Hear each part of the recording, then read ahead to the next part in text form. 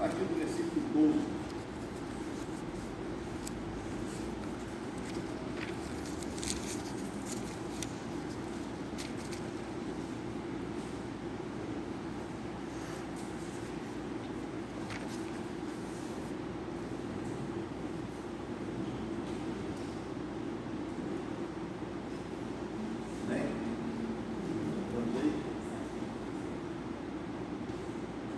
Diz então a palavra de Deus: de noite apareceu o Senhor a Salomão e lhe disse: ouvi a tua oração e escolhi para mim este lugar, para a casa do sacrifício. Se eu cerrar os céus de modo que não haja chuva, ou se eu ordenar os gafanhotos que consumam a terra, ou se enviar a peste entre o meu povo.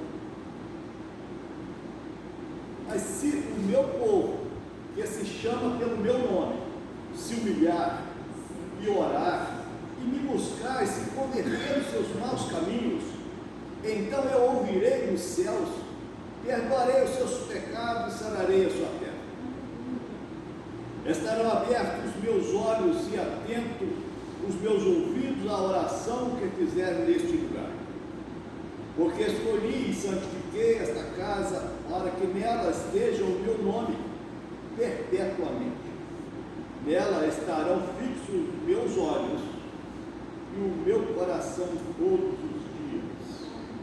Este ponto, Senhor meu Deus, Pai, diz a tua palavra, seu Deus, a palavra que tem colocado no meu coração nesses dias, para compartilhar juntamente com a tua igreja,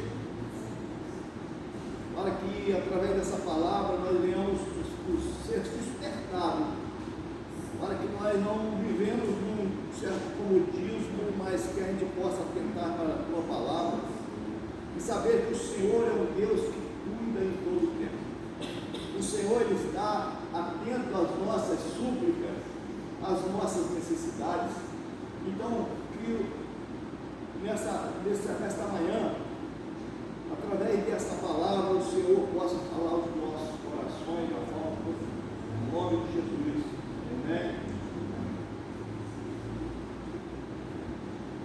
Aqui, amados, o Senhor fala com Salomão. Salomão vinha da consagração de um templo, onde ali havia todo aquele povo. E ali o Senhor, então, ele fala para Salomão a respeito do seu povo, porque a casa do Senhor, edificada, como a palavra menciona aqui, se você ler depois as partes anteriores, o capítulo anterior, vocês vão observar ali que foi construído ali através de Salomão, né? Que anteriormente Davi, pai de Salomão, tentou na intenção de construção, mas isso ficou para Salomão, essa responsabilidade. E ele então, ali ele faz algo grandioso, bonito, né? Que é muito bom você ter um templo bonito, bem aconchegante, bem confortável. E assim, a casa ali Salomão então estava consagrando, mas o que Deus quis dizer, não apenas para aquele povo, mas para nós, porque a palavra de Deus é assim: aquilo que aconteceu lá atrás, lá em Gênesis, no início da criação, é para a nossa vida hoje, para que a gente viva de acordo com a palavra de Deus. Tudo que aconteceu na Bíblia, que nós vemos ao longo da história, é então um ensinamento para a nossa vida, para sempre, até a vida de Cristo. E então aqui o Senhor ele fala a respeito do seu povo, o povo de Deus, porque nós ainda que diante das nossas falhas, das nossas iniquidades, diante do pecado, ainda que a gente viva nessa luta constante, mas nós somos o povo de Deus, o Deus que nos sustenta, o Deus que nos dá oportunidade, o Deus que nos sustenta a cada dia, o Deus de oportunidade, porque nós devemos buscar o Senhor em constante, lutando pela nossa salvação, que é o nosso objetivo maior, o objetivo principal. Nós vivemos em busca de um alvo a ser atingido. Então aqui o Senhor fala do seu povo. Aí ele usa dessas palavras aqui, no versículo 13, ele diz assim: se eu cerrar os céus de modo que não haja chuva, ou se ordenar os gafanhotos que consumam a terra, ou se enviar peste entre o meu povo. Então, Deus, quando Deus age de determinadas formas, como a gente vê em várias situações da Bíblia, assim como aconteceu lá com Jó, que às vezes é visto até, se nós não tivermos um entendimento a respeito da palavra de Deus, nós podemos entender que houve até uma certa injustiça de Deus, mas Deus não é injusto. Ainda que é uma situação assim muito dura, como aconteceu lá com Jó, e Deus, o próprio Deus, exaltando Jó, demonstrando ali um homem íntegro, fiel, um homem que se desviava do mal, e ao mesmo tempo Deus permite toda aquela tragédia, ele perdeu todos os seus bens, os bois, os animais, foram todos levados, e pior do que isso, quando ele permite que uma casa pesada com todos os seus filhos dentro, com 10, eles tinham o costume de reunir periodicamente, um mora na casa de um outro, na casa do outro. Isso demonstra uma família unida, e ali então, permissão de Deus. E aí, como entender que ali foi algo permissível por Deus, mas Deus, tudo que Deus faz é perfeito. Aquilo ali foi uma forma de nos ensinar a ver que, tanto que Jó, ele teve, lá na frente, vocês vão, isso no livro de Jó, lá na frente vocês vão ver que Jó, ele foi restituído de tudo aquilo que havia perdido. A perda está relacionada às coisas terrenas, coisas materiais, as coisas passageiras, mas ali, considerando como perda, Deus restituiu em dobro tudo aquilo que ele havia perdido. Mas ele teve o mesmo número de filhos. E por que não foi em dobro? Porque os filhos não foram perda, e para Deus não se perde. Então ele teve o mesmo número de filhos. E ali não houve nada de errado, não houve nenhuma injustiça de Deus, mas uma forma de nos ensinar. Deus, tudo que Deus faz é perfeito.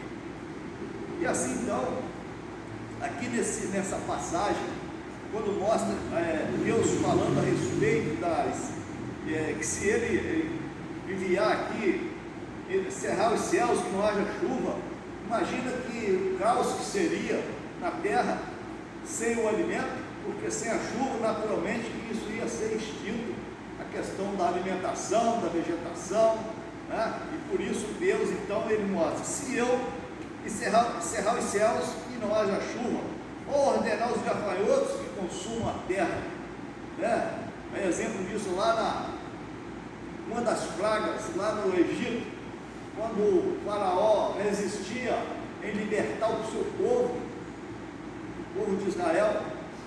Então, ali houve, com permissão de Deus, aquela praga, a praga do gafanhoto, e o bicho sai destruindo tudo. Então Deus mostra: se eu fizer isso, se eu enviar os gafanhotos para que consumam a terra, ou se enviar peste entre meu povo, então seria um caos total, porque Deus, ele é um Deus soberano, é um Deus fiel e justo.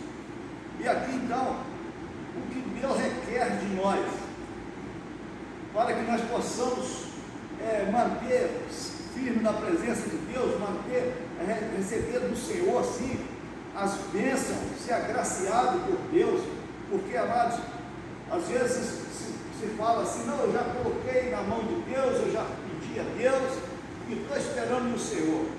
Mas tem coisa que é para a gente fazer, coisa que ele fica assim, não, estou esperando o Senhor, mas vamos fazer a nossa parte, o que eu tenho feito? Então Deus diz assim, se ele fizer todas essas questões aqui, a praga, a encerrar os céus para que não haja chuva, seria um caos total. Mas então no versículo 14, ele diz, mas se o meu povo, nós somos o povo de Deus, se o meu povo, que se chama pelo meu nome, se humilhar e orar e buscar e se converter dos seus maus caminhos, então eu ouvirei dos céus e perdoarei os seus pecados, sararei a sua terra. Amados, Deus ele nos dá todas as coordenadas para que a gente seja bem sucedido na nossa vida como um todo, aí principalmente na nossa vida espiritual, que deve ser o nosso alvo principal. Nós não vivemos como alguns que tudo está relacionado à riqueza, tudo está relacionado ao bem-estar, só considera-se abençoado quando recebe uma promoção, quando recebe adquire lá seu veículo de sonho ou sua casa do jeito que sonha, mas as bênçãos que nós esperamos no Senhor está relacionada às coisas espirituais. Lá em Mateus 6,33, o Senhor dirá, buscai o reino de Deus e a sua justiça em primeiro lugar, que as demais coisas serão acrescentadas.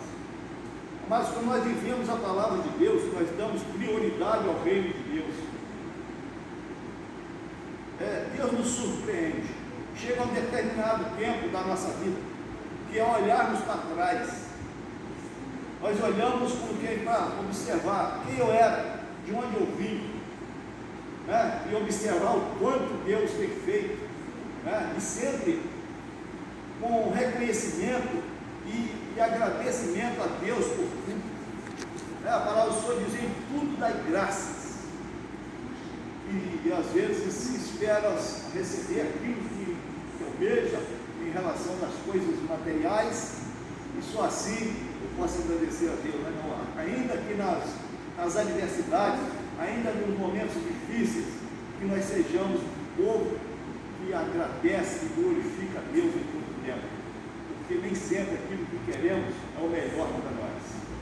Deus sabe muito bem que não é porque eu desejo que eu tenho que receber, mas Deus ele faz aquilo que é melhor para nós. Então ele nos chama a atenção nesse texto para que sejamos um povo que busque, um povo que ora, e diante da oração, a oração é então somente uma forma,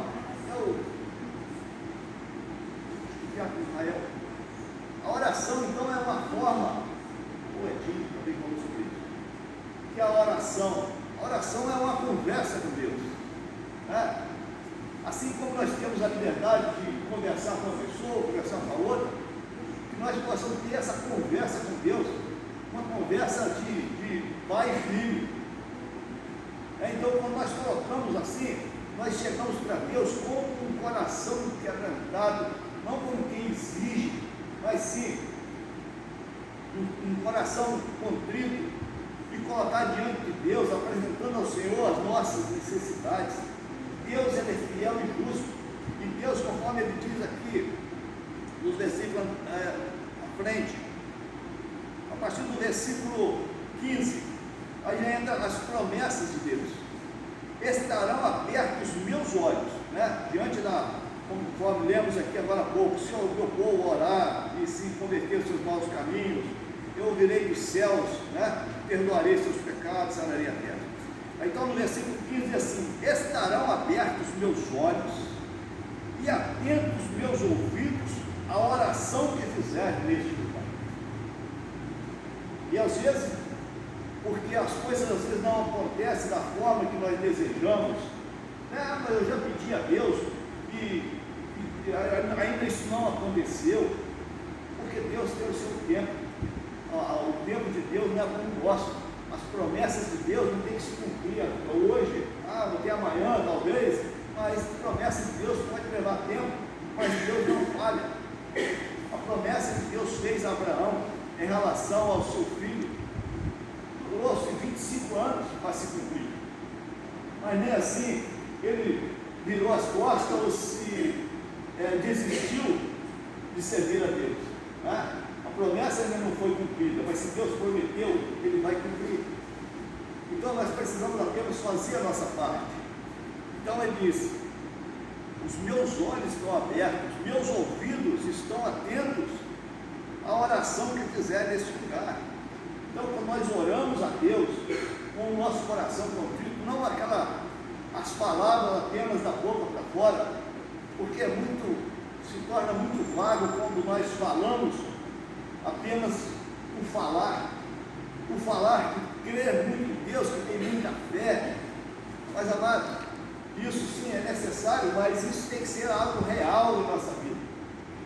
A nossa fé, ela tem que ser de uma forma tão fortificada em nós, que no momento da adversidade, no momento da luta, nós continuaremos a orar e agradecer a Deus, não murmurar, não reclamar.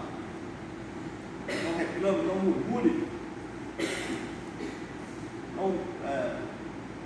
Às vezes a pessoa está desempregada, aí pede declaração, emprego e tal, aí quando consegue emprego lá, fica reclamando, o patrão é ruim, o salário é baixo, e reclama disso, reclama daquilo, mas quando deveria ser grato, né? Agradecer a Deus por aquele salário, por aquele patrão, aquela porta de emprego que se abriu. Mas às vezes, isso, se nós não atentarmos na palavra de Deus, isso dá margem para reclamação e murmuração. Mas nós somos um povo de Deus, o Senhor relata aqui, nós somos um povo que agradece, um povo que exalta o Senhor em todo o tempo, sempre reconhecendo que todas as coisas provêm do Senhor. Aqui é o versículo 14: porque escolhi e santifiquei esta casa, para que nela esteja o meu nome perpetuamente, e nela estarão fixos os meus olhos e o meu coração todos os dias. Amado, nós, como povo de Deus, nós somos a igreja do Senhor em todo tempo, em todo lugar. Nós somos a igreja do Senhor. Até eu lembro novamente que eu já até falei isso aqui,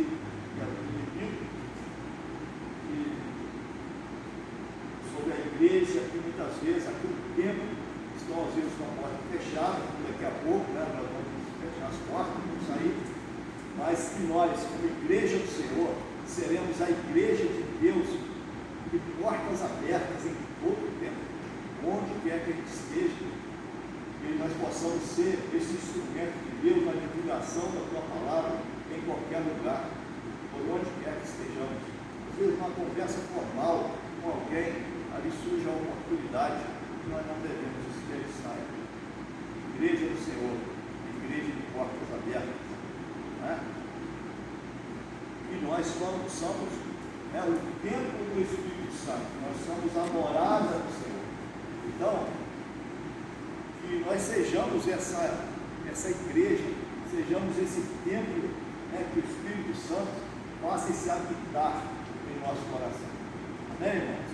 Então, que nós possamos viver de acordo com a palavra de Deus, edificando a nossa casa sobre a rocha, a nossa vida seja firmada na rocha de Cristo, porque Ele é quem nos sustenta. E naquele grande dia, nós vivendo